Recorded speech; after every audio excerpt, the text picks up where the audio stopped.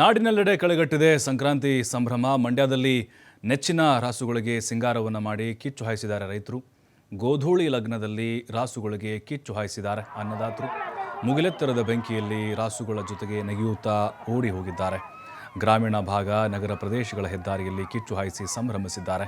ಮಂಡ್ಯ, ಮದ್ದೂರು, ಮಳವಳ್ಳಿ ಸೇರಿ ಜಿಲ್ಲಾದ್ಯಂತ ಸಂಕ್ರಾಂತಿ ಸಂಭ್ರಮ ಜೋರಾಗಿತ್ತು.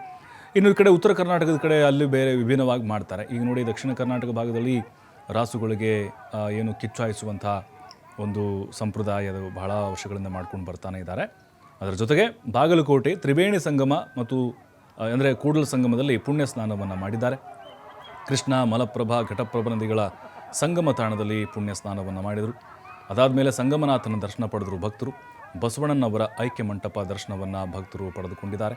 ಒಂದೊಂದು ಕಡೆ ಒಂದೊಂದು ರೀತಿಯಾದಂಥ ಆಚರಣೆಗಳು. ಕರ್ನಾಟಕದಲ್ಲೂ ಕೂಡ ಈಗ ತಮಿಳುನಾಡು ಅಂದರೆ ಪೊಂಗಲ್ಲು, ಜೊತೆಗೆ ಆಂಧ್ರದಲ್ಲೂ ಕೂಡ ವಿಭಿನ್ನವಾಗಿ ಆಚರಣೆ ಮಾಡ್ತಾರೆ. ಅದರಲ್ಲಿ ನಮ್ಮಲ್ಲಿ ಕರ್ನಾಟಕದಲ್ಲಿ ಬರೋದಾದರೆ ಈಗ ಉತ್ತರ ಕರ್ನಾಟಕ ಭಾಗದಲ್ಲಿ ಅಲ್ಲಿ ದೇವಸ್ಥಾನಗಳು, ಆಮೇಲೆ ನದಿಗಳು ಪುಣ್ಯ ಪವಿತ್ರ ಸ್ನಾನವನ್ನು ಮಾಡ್ತಾರೆ.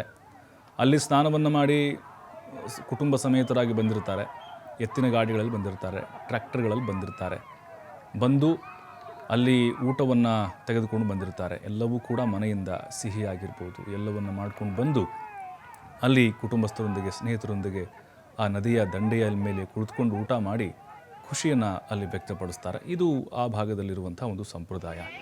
ಮತ್ತು ಈ ಮಂಡ್ಯ ಕಡೆ ಹೋದ್ರಂತೂ ಕಿಚ್ಚಾಯಿಸುವಂತಹ ಆ ಒಂದು ಮಕರ ಸಂಕ್ರಾಂತಿಯ ಆಚರಣೆ ಇದೆ ಅಲ್ವ, ಅದು ಕೂಡ ಮೈ ರೋಮಾಂಚನಗೊಳಿಸುತ್ತೆ.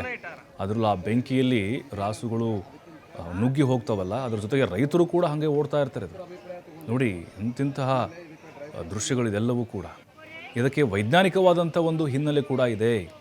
ಅಂದರೆ ಆ ರಾಸುಗಳಿಗೆ ಈ ಬೆಂಕಿಯ ಒಂದು ಸ್ವಲ್ಪ ಅಂದರೆ ಉಷ್ಣ ತಗುಲಬೇಕು, ದೇಹ ಕೂಡ ಸಮತೋಲಿತವಾಗಿ ಕಾಯಬೇಕು ಅಂತೇಳಿ. ಆಮೇಲೆ ಚಳಿ ಬೇರೆ ಕೂಡ ನಾವು ಸಿಕ್ಕಾಪಟ್ಟೆ ನೋಡ್ತಾ ಇದ್ದೀವಿ. ಸಂಕ್ರಾಂತಿ ಹಬ್ಬದ ಸಂಭ್ರಮದಲ್ಲೇ ಚಳಿ ಜಾಸ್ತಿ ಇರುತ್ತೆ.